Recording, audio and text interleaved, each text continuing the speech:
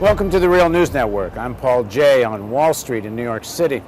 This is a report and commentary on the mass arrest at the Toronto G20 held a year ago. You may be wondering why I'm doing the report from New York. The reason is simple. The G20 in Toronto was a declaration by the global governing elite that the economic crisis, largely triggered by banks and financial institutions located at stone's throw from where I'm standing, would be paid for by ordinary working people everywhere. This is also about the violation of the civil rights of people who resist bearing the consequences of a crisis they didn't cause. Because more than 1,000 arrests at the Toronto G20 was a statement by the Government of Canada that mass protest will be met with mass arrests. But the illegal detention and the use of unwarranted violence is just that, illegal. And to prevent it from happening again, does there not have to be accountability by the police and politicians who issued the orders and swung the batons?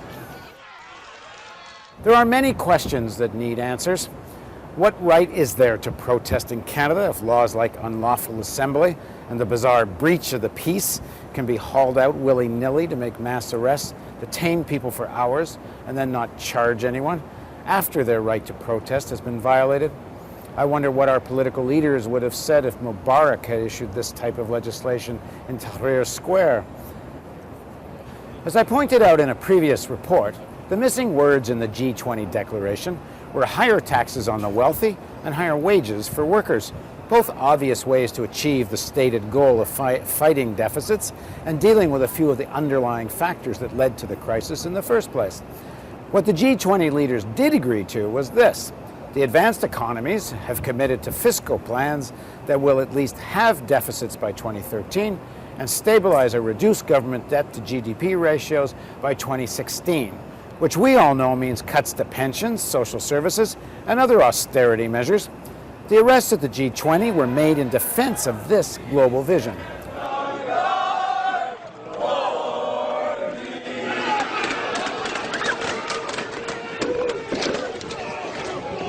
Here's what Ontario Ombudsman Andre Morin said about the policing of the Toronto G20. And for the citizens of Toronto, the days up to and including the weekend of the G20 will live in infamy as a time period where martial law set in the city of Toronto, leading to the most massive compromise of civil liberties in Canadian history. I had my own run-in with Toronto Police Chief Blair at a news conference that took place in the midst of the G20 weekend, when I asked him about the infamous Public Works Protection Act, the legislation the Ombudsman would later call martial law. The Act allows essentially for elimination of probable cause for search and seizure. That's not correct. I can read it to you. Yeah, by all means. I've actually read it at great length. It's an act that in fact has been in the province of Ontario since 1939. Its authorities have been tested through the Ontario Court of Appeal and upheld. It's not an act of which we are not familiar.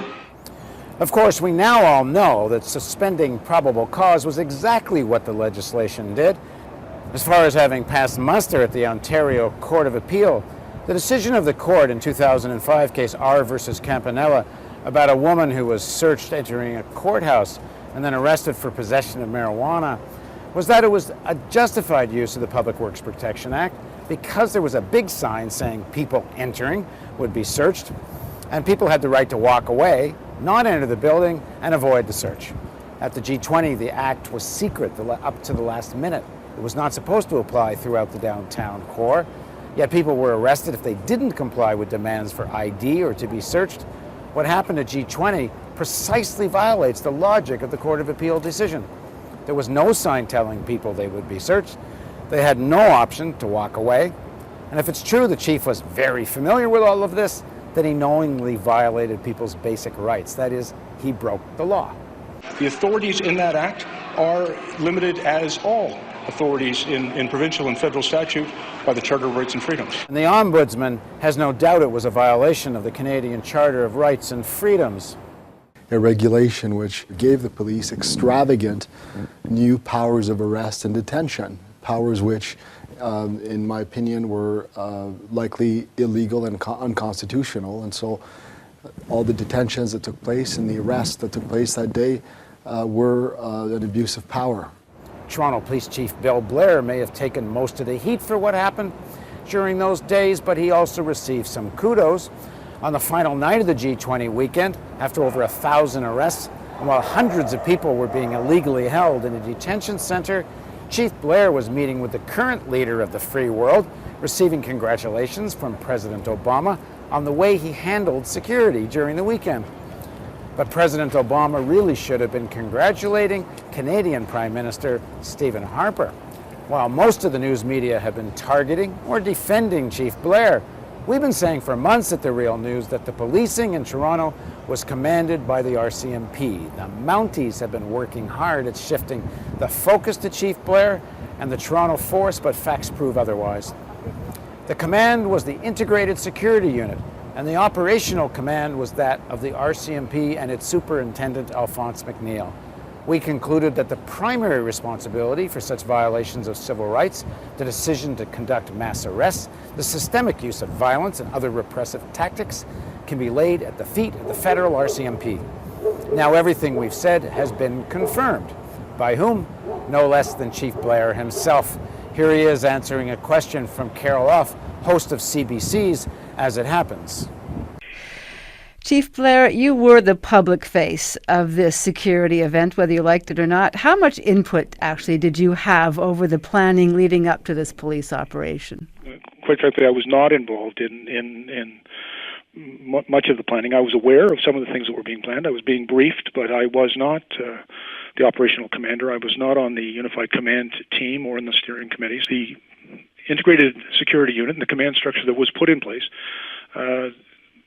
I was assured that it was an appropriate command structure. There was 29 different police services, and it was primarily the bills were being paid by the federal government, and so I was led to believe that that was the most appropriate command structure for that event.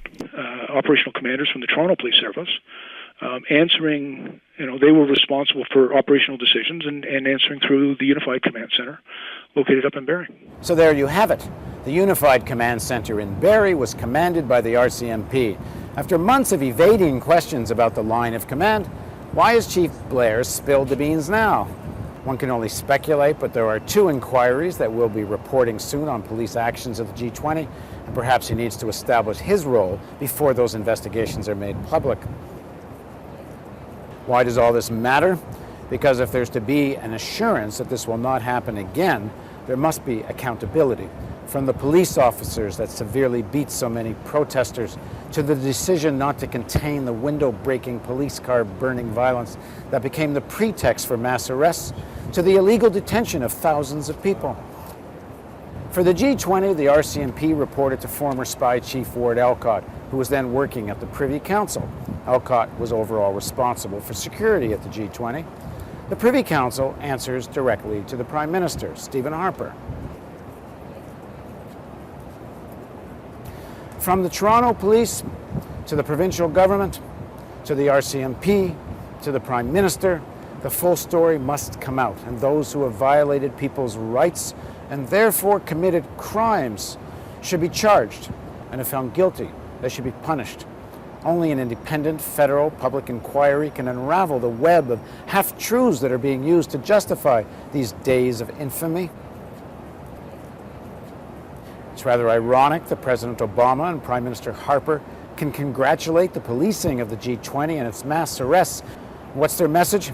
If you don't like the kind of economic policy that serves the most parasitical elements of capital, if you don't want to pay for the crisis, look out.